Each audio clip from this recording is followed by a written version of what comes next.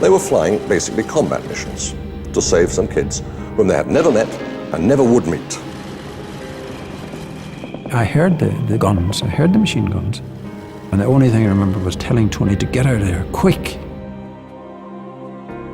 All I wanted to do was stop this stupid slaughter of innocent kids. It was the world's most unusual airline. In the late 60s, it flew relief into an African conflict that became known as Biafra. On an African island lie the remnants of history's biggest civilian airlift. It was run by priests. Its pilots were bombed and strafed. There's no fun in life if you don't take a little bit of risk now and again. I suppose I'm a gambler, but that's how it is. They broke the law. Governments tried to stop them. Some of them were killed. Biafra was, well, feeding starving kids has got to be a good cause in anybody's book. Flying at night, their destination wasn't an airport, just a stretch of road, and their planes had seen better days. Of course it was dangerous, very risky. If any inspector had come on board one of our aeroplanes, he would have had heart failure or convulsions.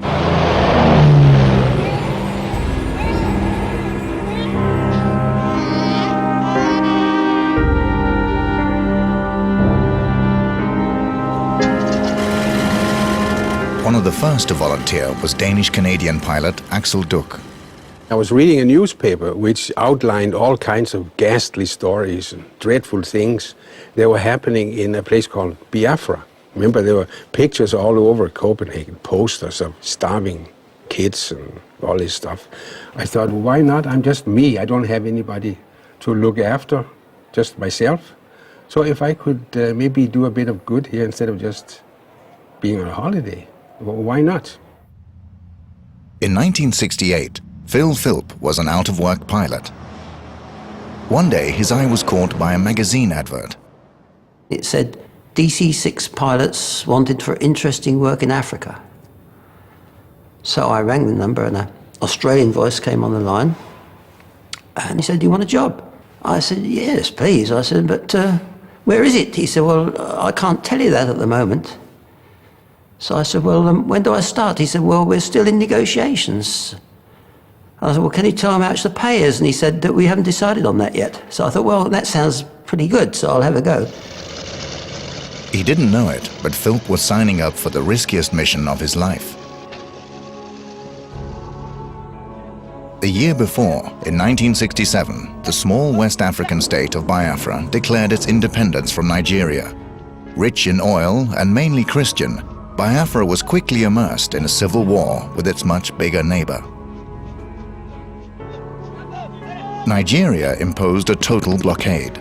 Its effects were soon felt among the 9 million Biafrans. One of them was 16 at the time.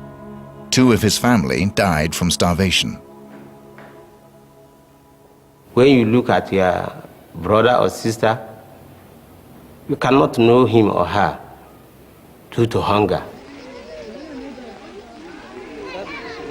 I know you have seen a lizard. It is what they look like. They look ugly, more than ugly. Frederick Forsyth, then a young BBC reporter, was sent to Biafra to cover the conflict. Now it's a full-scale civil war. On present form, it looks as though it's going to go on either until one side wins quickly, or the whole country is destroyed, or somebody from outside intervenes. The first children were being brought in from the deep bush, suffering from protein deficiency, and they were deteriorating into advanced state of starvation. This was not an accident of nature or a freak of fate. It was created by a blockade used to cut off food supplies, to cause children to starve, to pressure the parents into surrendering. The first reports about the famine came from local parish priests. Hundreds of them were Catholic missionaries from Ireland.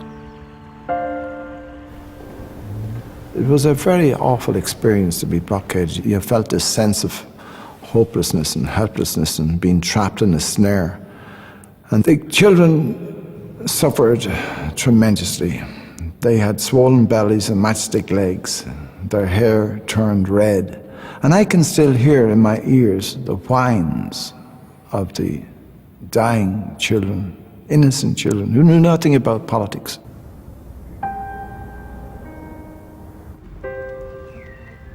We buried 5 or 6 every morning in the mission which I was. Every morning, 5 or 6 of them. Little communal grave and just putting them in one after the other.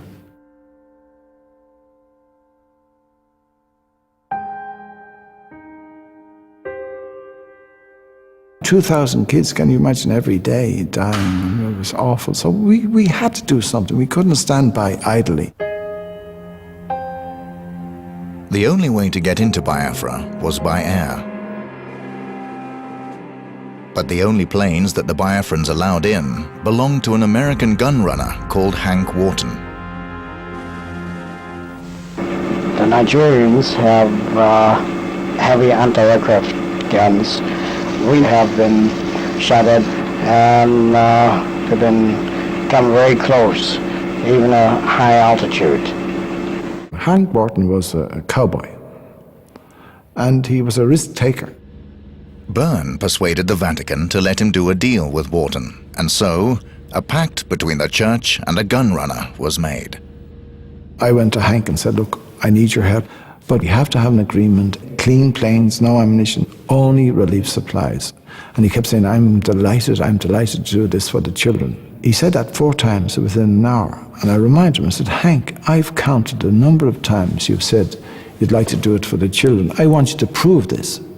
So for every 6 flights I give you, I want you to give me 1 free flight." And he agreed. And the extraordinary thing is, Hank Wharton never cheated me out of $1. But the funny thing was, when I was going out the door, he said, "Father Tony, excuse me, I want to talk to you." I said, "Yes, Hank." And he stared me in the eyes. And he said, "Tony, would you not think of giving up this priesthood business and working for me?" Which wasn't very complimentary for me as a priest.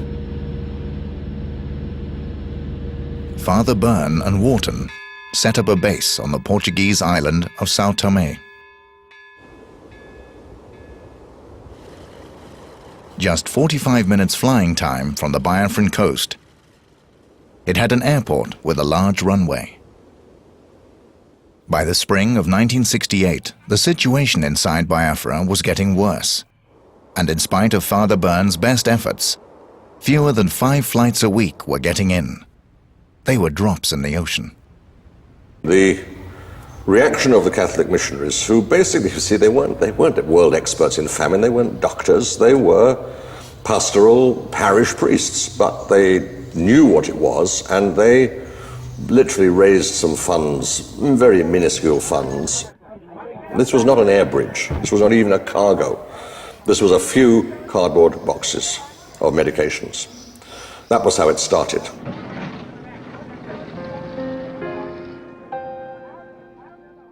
Frederick Forsyth left the BBC. He became a freelance journalist and could not leave the story. In February of 1968, he persuaded Hank Wharton to fly him to Biafra on one of the arms planes. He had left a small civil war and returned to find mass graves. I recall, not once but many times, walking through a feeding center. And it was like a field of the dead and the dying. You could tell that that child just died, that one would in the next few minutes, that one during the night wouldn't survive the morning.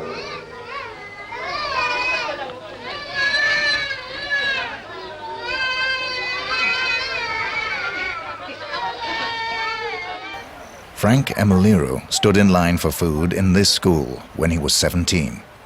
Thousands like him waited, but there wasn't enough food to go round.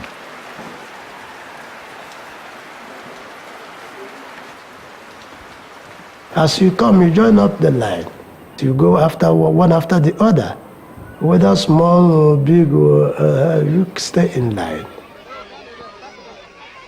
And sometimes you see they'll be rushing, they may be rushing, some little kids may be mashed down, or some elder ones due to hunger.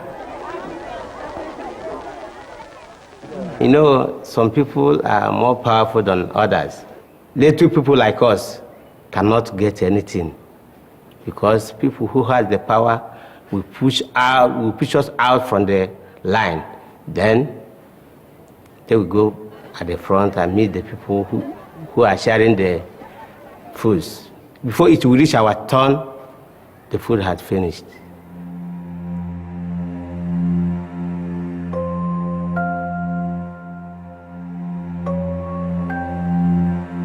Lying down here is a child who's severely ill. The most immediate problem is that the child is very dehydrated. When reporters went back with the words and the images and published them, there was a shock reaction throughout Europe. It was the first time that people could see in their sitting rooms pictures of a terrible tragedy.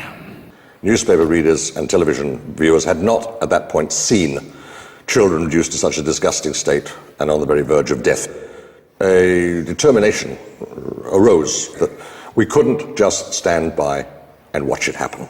While it was difficult to get money at the beginning, and I used to have sleepless nights wondering, how the heck am I going to keep this going? I must say, when the information got out, I saw then evidence of people's humanity to people. For 16 kroner kan de redde den ene af dem.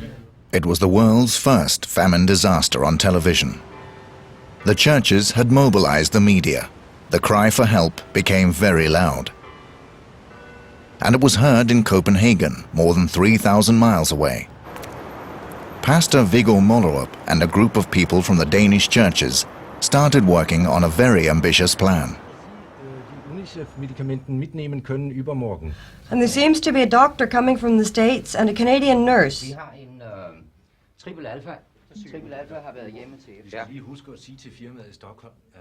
The strategy of the Nigerians was to use massive starvation as a legitimate weapon of war. And that we couldn't accept. And a group of us started to look into the possibility of getting aircraft to fly in supplies. Mollerup and his group wanted to create an airline. In the summer of 1968, a historic alliance between Protestants and Catholics began to emerge. But their plans would never succeed with a gun runner in charge.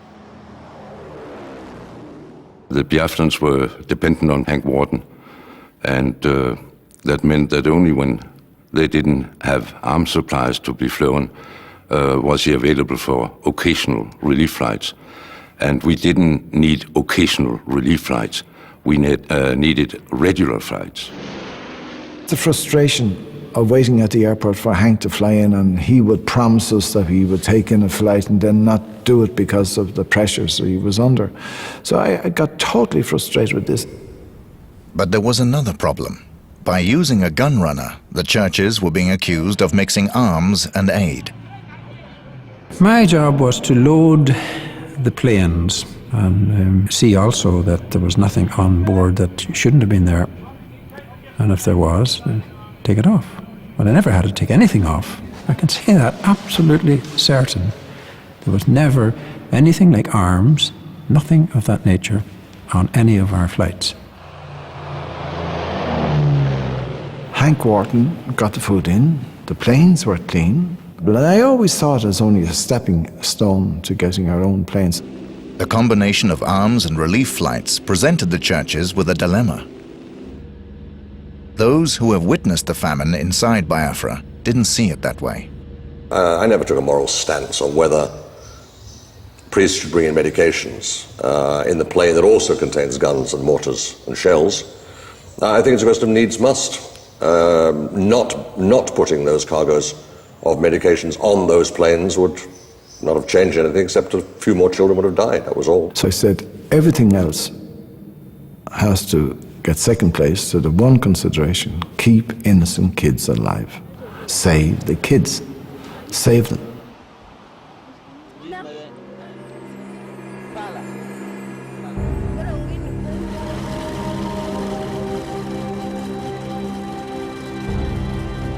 The net was tightening around Biafra. In May 1968, the town of Port Harcourt fell to the advancing Nigerians. With it fell Biafra's only remaining airport. There was nowhere to land. Apparently, neither food nor arms could reach Biafra. But the Biafran leader, Colonel Ojukwu, had made secret preparations.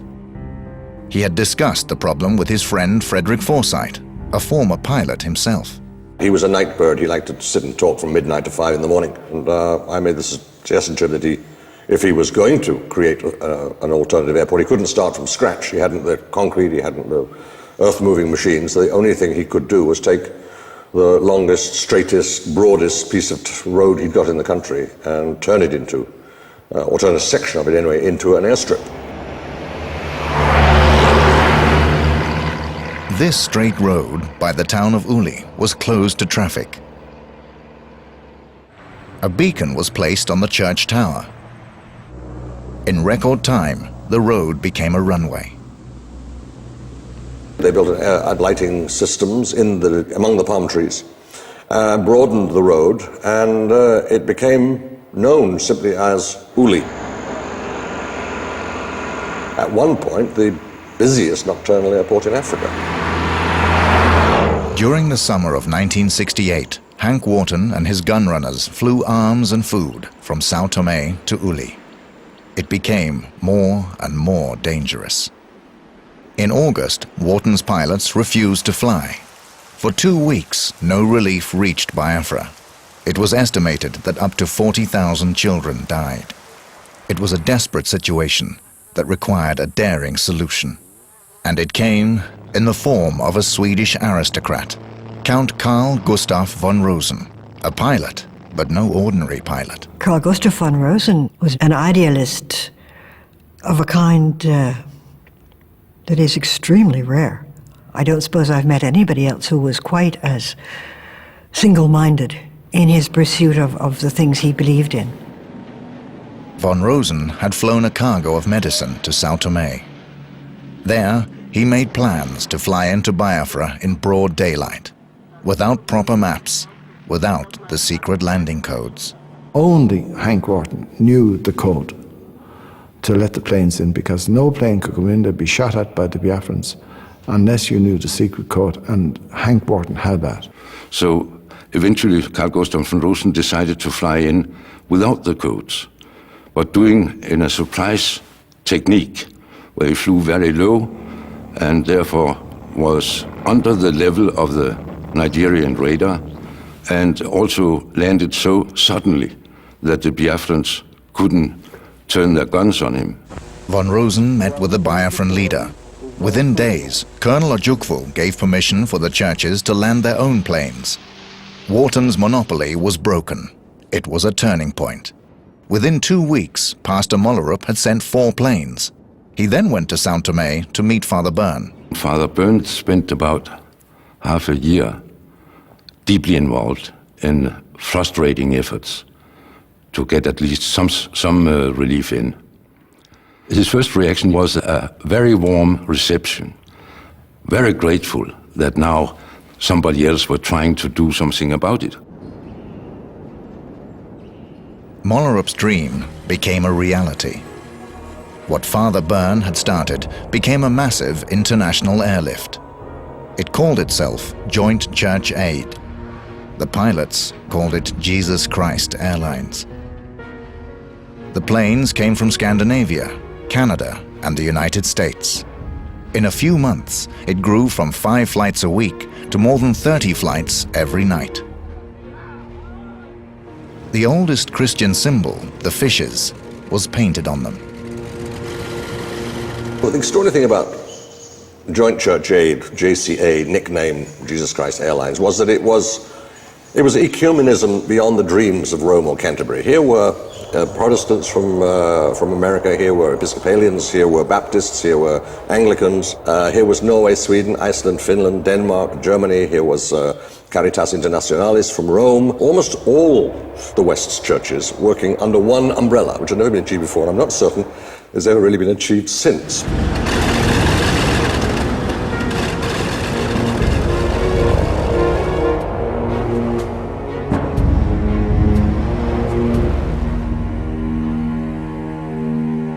Count von Rosen became the first chief of flight operations. It went wrong from the first day. Count von Rosen tended to believe that the Nigerians were the Nazis and the Biafrans were the Jews. Good man, but highly emotional, highly emotional. Axel Duck was von Rosen's second in command.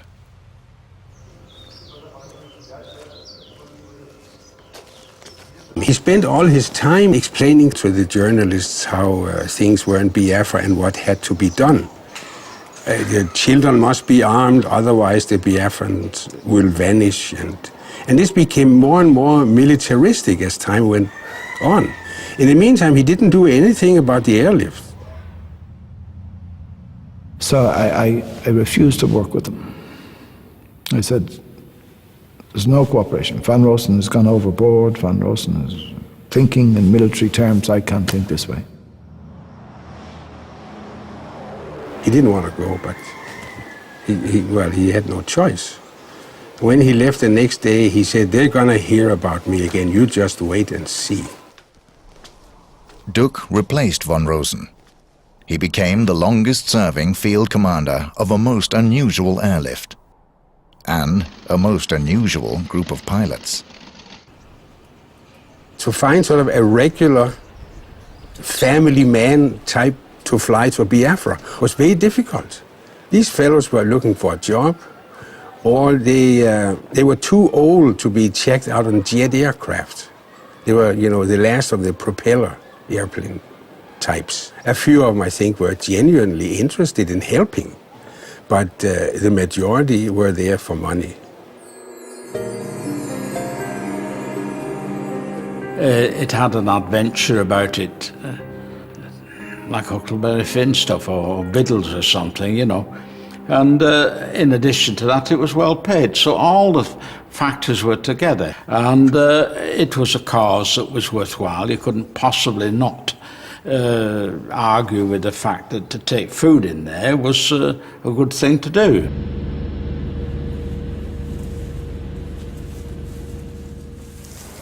Well, I was building a roof over my head, so I needed extra money. And then there were others that should not have been near an airplane. One of them, he was a drunk. He was an absolute drunk. After a flight, he would get just out of his tree. When it was time to fly, he was always sufficiently alert.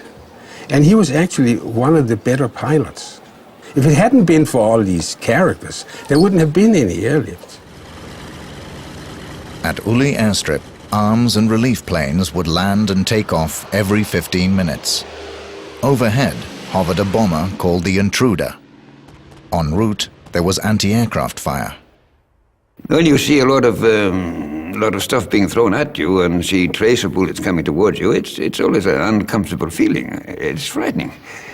Every night they were shot at by the flak ships below them. That's a pretty strange relief operation. Normally, relief bringers are welcome. This was quite different.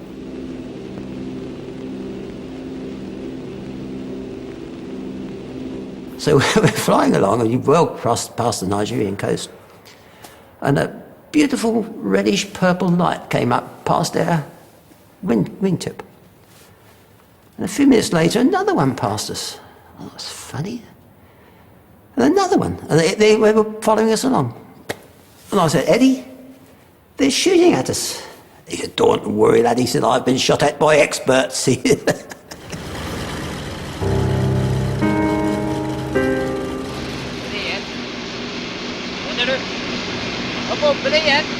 Ja, nå er det der igjen. Ja, bomben fra stedet. The Nigerians had no way of identifying who was a weapon carrier and who was a relief carrier. So they were obviously trying to stop all airplanes from landing. And the intruder, he couldn't find Uli unless the lights were turned on. So normally we tried to leave it till the last moment to have the lights turned on so that he didn't have time to get lined up. When you got down to 400 feet on the approach, you'd ask for the lights to be put on. Right from the beginning, they only had lights on the one side of the runway. You can imagine in African night, pitch dark, no horizon, so you saw one light, just a line in the dark. Everybody had that same experience when they flew into Uli the first time. They were swinging all over the sky like a skier coming down an alpine. It was a hair-raising and very exciting. Bombs during the night and jet fighters during the day. The population of Uli lived in a state of constant fear.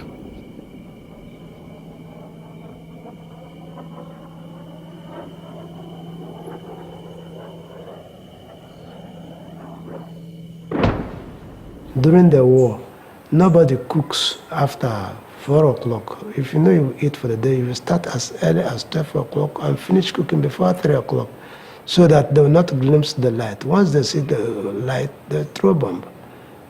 If we are riding on a bicycle or anything shining, you have to cover it with leaves of pepper to avoid shining, because the moment it shines, the plane will either shoot rocket or drop bomb.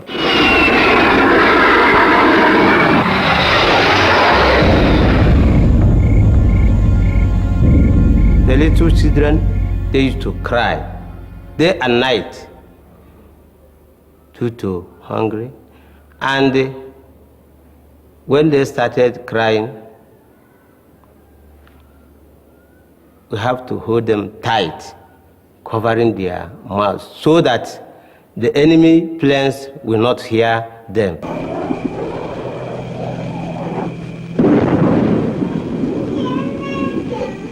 It was a very bad time for we Biafrans.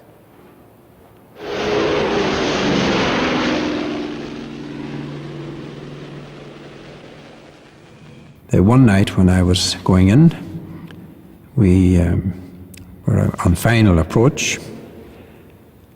I think we had on board 66 drums of petrol.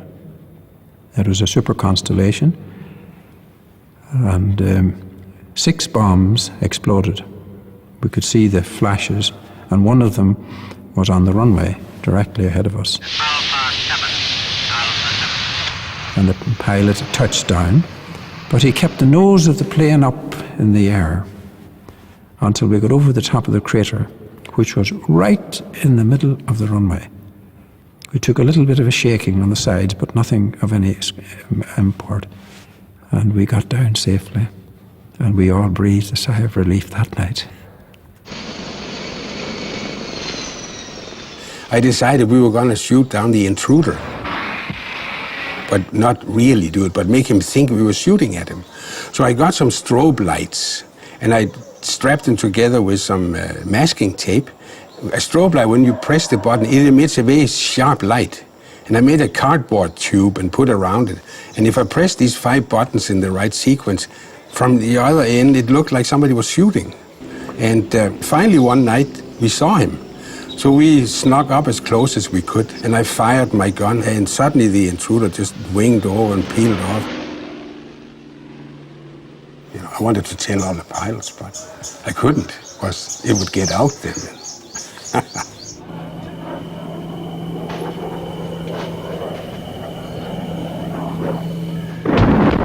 You could hear them coming down. You could hear them whistling down through and you just got down on the ground and let them bang, and then you got up again.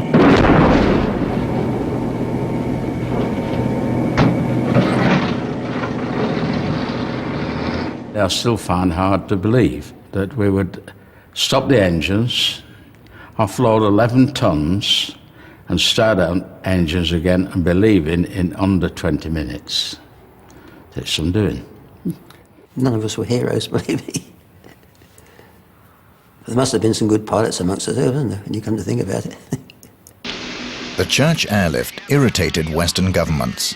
Led by Britain, they feared that the Civil War could tear Africa's most populous nation apart. Large oil interests were at stake.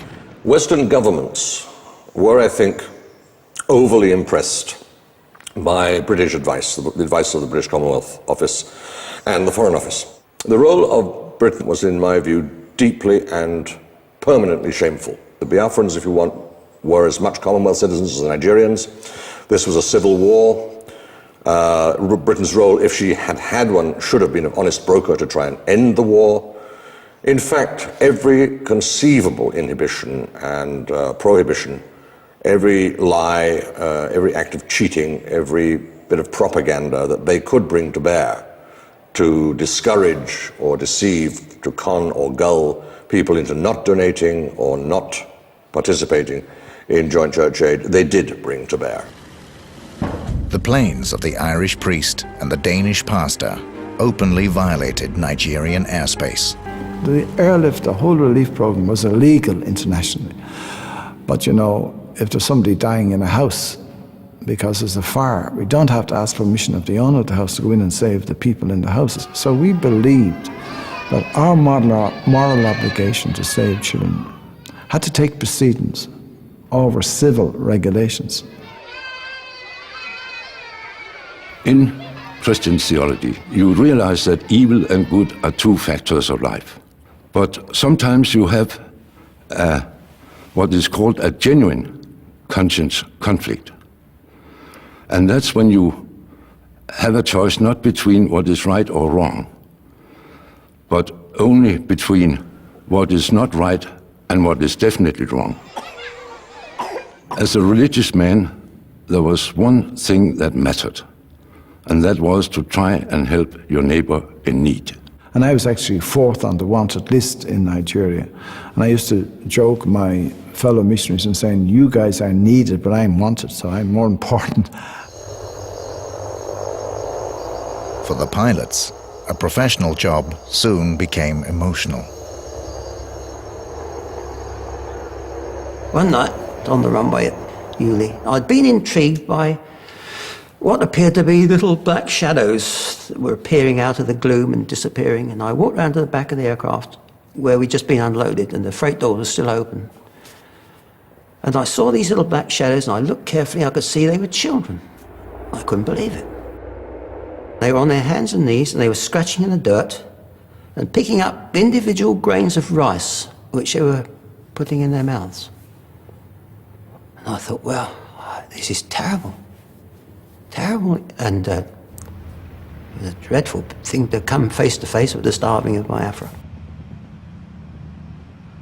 The food we got from the airport is rice, corn meal, sometimes corn beef, tinned meat.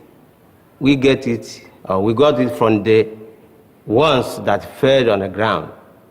10 people can use only a cup of rice, because it is very little we get from the airport. So 10 people can manage a cup of rice. The guards used to chase the children and they ran away in all directions, scatter. And the inevitable happened one night and one ran into a propeller. And the tragedy was that it didn't kill him. So they had to get one of the guards to come up and put him out of his misery. And that was what life was like at Uli. That was what life was like there. Terrible. Terrible. Dreadful.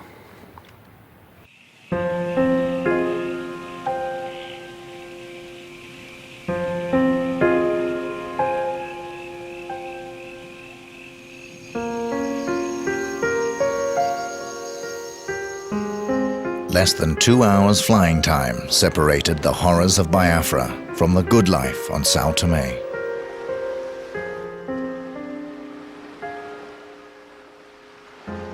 San Tome, the island, was a real paradise. It was a beautiful little island with a very reasonable, shall we say, climate because of there was nearly always a breeze. I bought the best spear gun and also bought the best motorbike on the island. And I went off to the beaches and chased fish. We used to go swimming there quite often in the morning when we came back from the last flight. We wake up, say, midday and make our way down to the only little cafe on the island, which is called the Bahia, where we would normally congregate and swap stories of the previous night's activities. The next night, they would be flying again. Sometimes, they returned to Sao Tome with a cargo that they would never forget. Children so ill that food alone could not save them. And surely you have seen the picture of the concentration camp during the war in Nazi Germany. It was the same thing. The hunger, big eyes, really awful. And we took them out by the feet, you see, and we put them together like a sardine in a can. Some were dying like that, but that's what they did. Flew them out and sometimes we flew them in again. It's not easy, but we did it.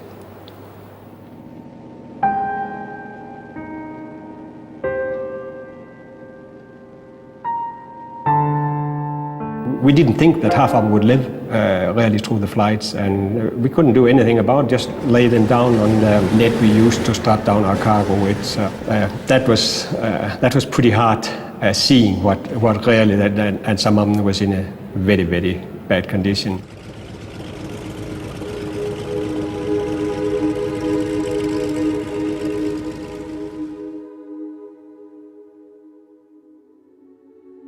These children were so sick that food was no good to them. They needed transfusions.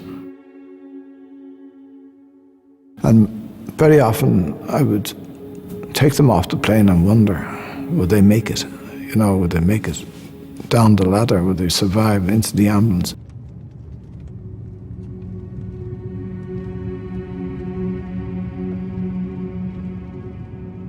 Portugal made millions on the airlift.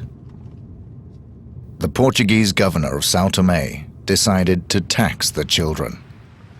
$3 per child per night. I fought this tooth and nail. I said, I will never do this. It can't go on. You cannot exploit the situation. So the governor got very angry with me and he told me, take the airlift off the island. We need to make sure it's our island, it's not your island, we're in charge, blah, blah, blah. So we had very hot arguments. So eventually I went to Rome and got a letter from the Vatican. Asked him to explain why he was charging this tax. And so when he saw the letter, he backed off and said, no, we did. This is a misunderstanding. It was called the Paradise Island, and I used to say sometimes that that's what paradise is going to be like. I'd prefer to go to hell. But there were conflicts that even the Pope could not solve. Catholics and Protestants were working closely together for the first time in history. It was like grappling with eels. So if we decided to put a certain cargo on an airplane, the gentleman who looked after the church planes, he didn't like somebody else to come and suddenly have something to do with what he said was his job. So if we decided to put a certain cargo on an airplane, then he would change it for no reason other than just it was his decision. And finally it came to sort of a head, and I suggested at a meeting that on certain days we would fly everything that was going to the Catholics, only for them, and the next day everything for the Protestants. So Father Brown, he thought that was a good idea. You had some very strong personalities sitting on San Tome, and as the local geography would have it, they ended up with offices in buildings across the street from one another. I think they never completely understood what each other was about. I mean, Tony Byrne, he's Irish. He's got a temper. Scandinavians aren't used to people with a temper, as I've discovered. They simply aren't used to people behaving like Italians, is what they call temper, or strong personalities. To them, it's bad temper, or can be construed as rudeness, I think, when it isn't at all. It's simply the way people are. Scandinavians probably came across as being rather, perhaps sullen or sulky.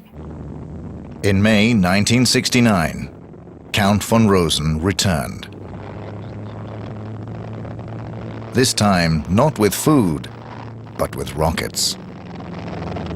And I've seen people being shot to pieces, children being ruthlessly shot to pieces by Russian MiGs, months and months in Biafra. And as a man, I couldn't face my family sitting at home, so I went down to do my best to stop those MiGs to shoot the population of that country into pieces. Von Rosen had armed small Swedish sports planes with rockets. He called them the Biafran babies and went on the attack. It profoundly shook the Nigerians. The Nigerians were very surprised that suddenly their bases were being attacked by these little sports planes, with a 100 horsepower engine, and they created a certain amount of damage. I got a letter from a friend of mine, a pilot who worked for Nigerian Airways, who had a lot of friends in the Nigerian Air Force.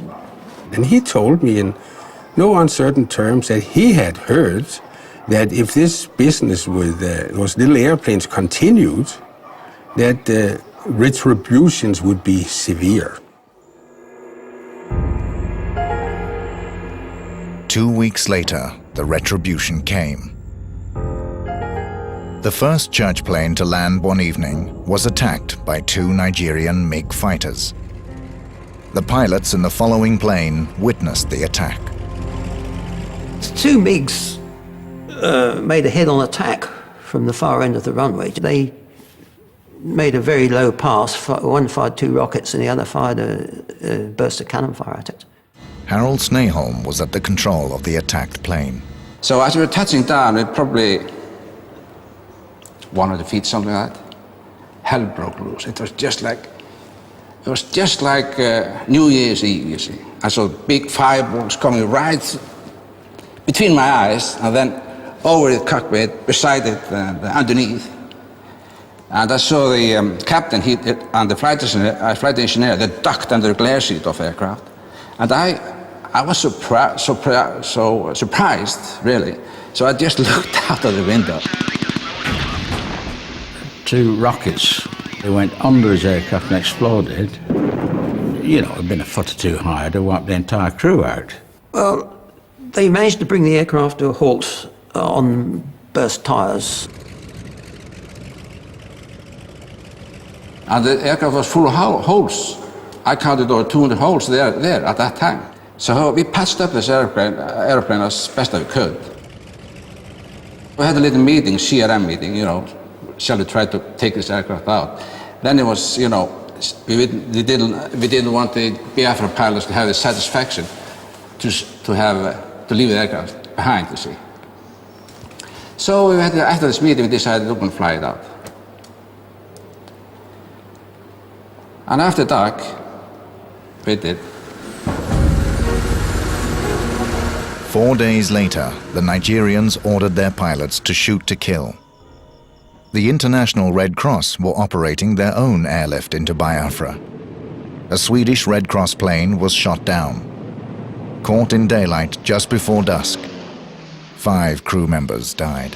It shook us rigid, and we never ever believed that they would actually shoot someone down.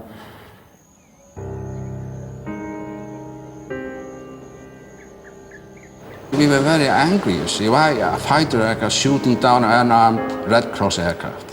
What kind of man, what sort of a man would do that, really? This is a first-degree murder.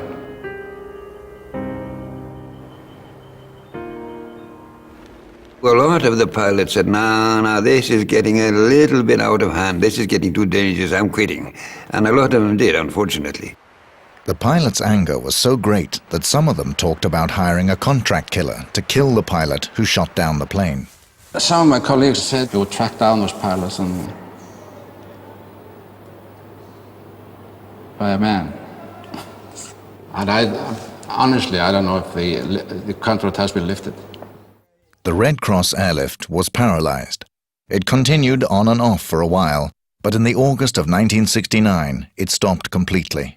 As a matter of fact, we rather despised the Red Cross for having stopped. Although we were there for the purpose of making money, a lot of us also had a very strong feeling that these people that we were carrying relief goods to were serving and they needed them.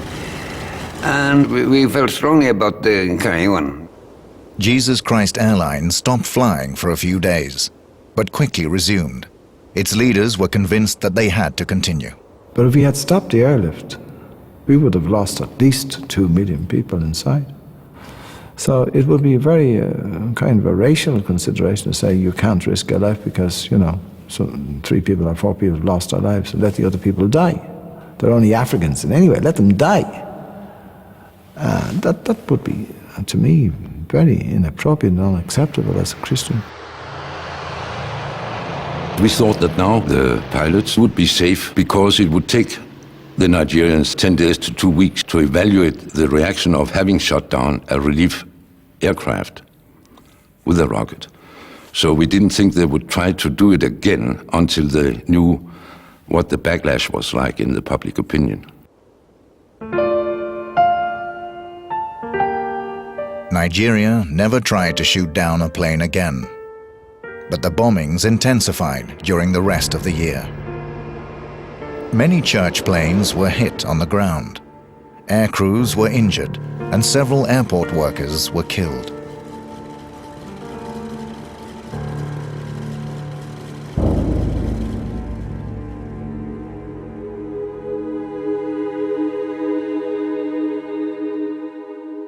Two planes crashed near Uli, and both crews were killed. By the end of that year, 13 crew members had died.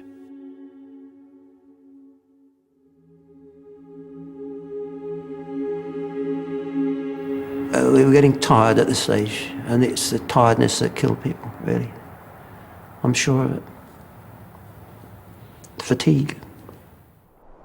The crew members were buried in a makeshift graveyard at the end of the runway.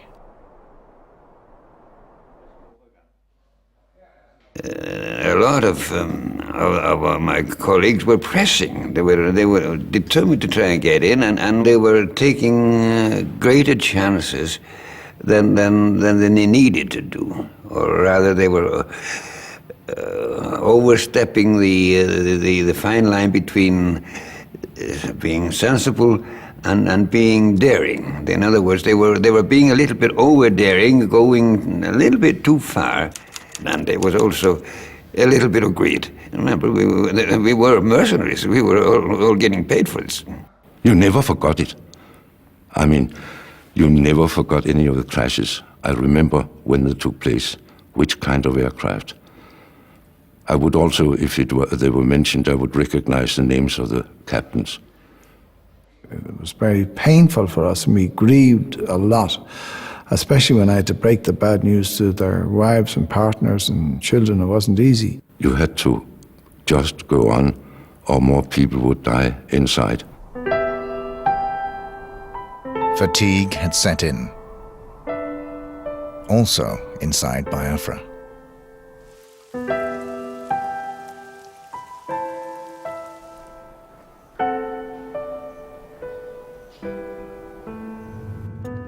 In Sao Tome, the pilots could see for themselves that their work was important. Many of them visited the children that they had flown out of Biafra.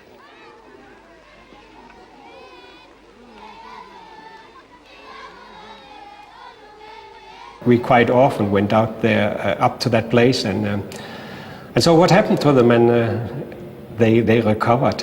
Fantastic.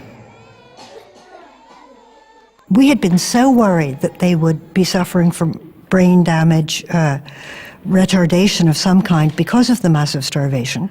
And the delightful thing was that they had recovered so quickly. It was very touching to be up there. They were so happy and cheerful, and that's when you really felt you did some good.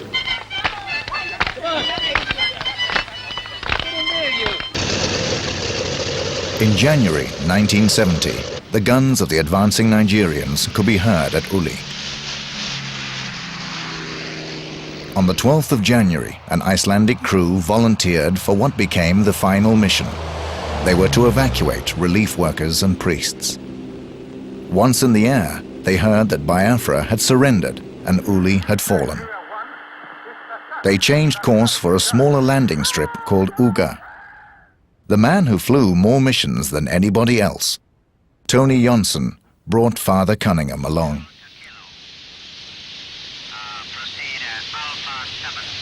When they were turning in with the lights of the plane, we were turning into the little bay where we would offload, I could see the people, and immediately I saw that there was tension there, great tension on them.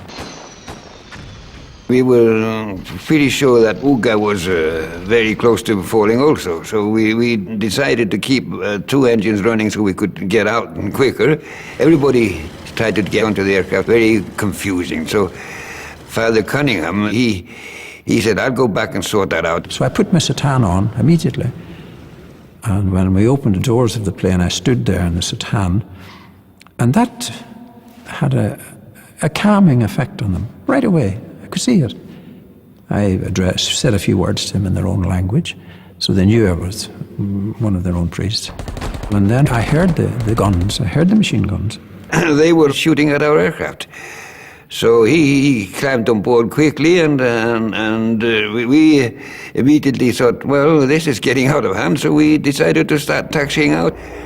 And there were bullets flying around, and the windscreen on my side blew out. And as a matter of fact, I was just, as I was using the throttle, a bullet went right through my hand and broke the knobs off the throttle. And the only thing I remember was telling Tony to get out of there, quick. And he was away in a few seconds. He was on his way because we had the 2 engines running. We were not quite sure whether it was airworthy or not. It had suffered a lot of damage, and be carefully watched the fuel tanks, and it didn't seem to be losing any fuel. Of course, I didn't have any windscreen, so there was a very drafty in the cockpit. I think there were 34 holes in the plane. It was machine guns. The ground crew told me that our lives were saved by threads from wires. You know, the wires would cut with the bullet, but there were threads left, 3 or 4 threads left of a particular wire, which was essential for our safety in flying, you know. So I said the Lord was with us. That's all. It was just a case of either get away or you're going to be probably killed by the Nigerians. Captain Johnson had flown more than 400 times into Biafra. He was prepared to fly even more. At the end of the war, there was a very large stockpile of food and medicines in San Tome, and we thought, well, now that the war is over, the Nigerians will let us fly in with all this stuff where it's needed badly. We went in for a couple of flights and tried to get close to the Nigerian border and get in contact. They didn't want to talk to us, and when we got contact, they just said they couldn't talk to us, and we had to give up in the end. That was something that we felt very mad and angry about. There was frustration on Sao Tome.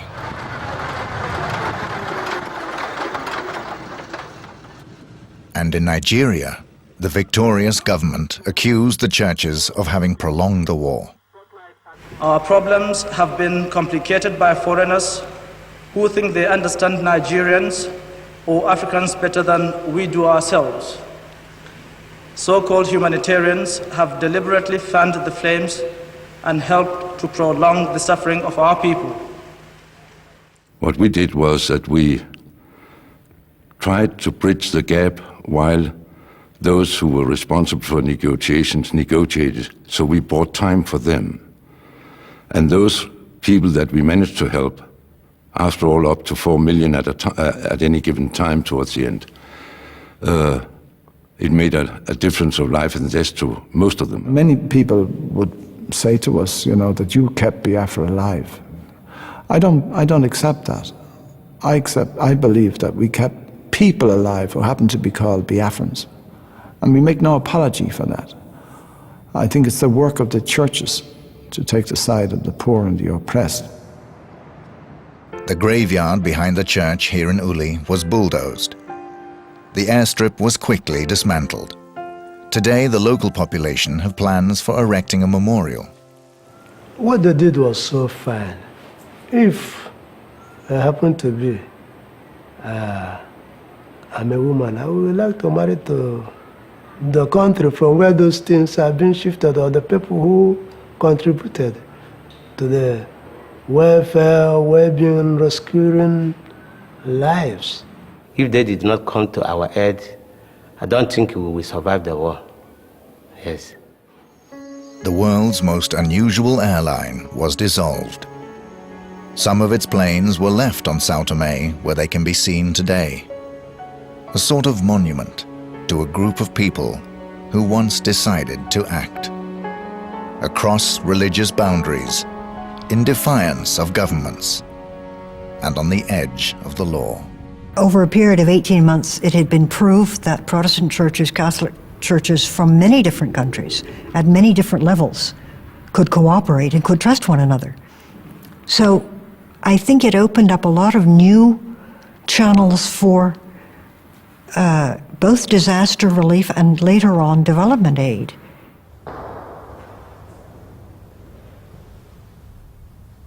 All the other relief programs that happened since, I think, had their roots in the Biafran experience, because it was the first massive relief program in modern history.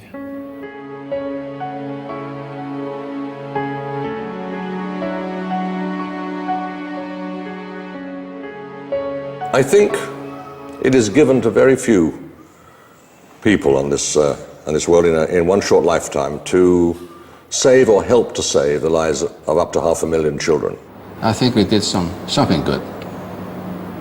I like to think so, anyway. I wouldn't have missed it for the world. Anybody who flew there would say exactly the same thing. Never missed it. I think I have done almost my best to make a tiny change. Yeah. I wish I could have done more. But I still have a few years left.